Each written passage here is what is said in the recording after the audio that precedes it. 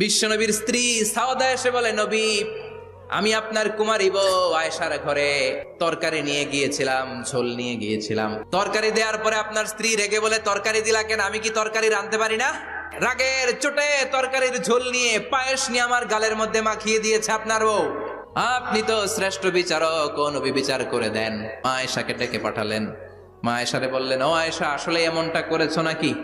মা এসে বলে, নবী, তখন আমার মেজাজটা বড্ড গরম ছিল, আসলে কাজটা ঠিক হয় নাই, আমারে ক্ষমা করেন। বিষ্ণু বললেন, আমার আদালতের রায় হচ্ছে কিসাস। সাউদাকে যেমনি তুমি পায়েস মাখিয়ে দিয়েছ, সাউদাও পায়েসের বাটি থেকে কিছু পায়েস নিয়ে আয়েশার গালে মাখো। সাউদাও বিশ্বনবীর রায় অনুযায়ী বাটি থেকে পায়েসের ঝোল নিয়ে মা আয়েশার গালের মধ্যে মেখে দিলেন। মা আয়েশা কি আর করবেন, হেসে দিলেন। সাইয়েদাতুনা সাউদাও হাসলেন, বিশ্বনবীও হাসলেন, আরশের উপর থেকে খুশি হয়ে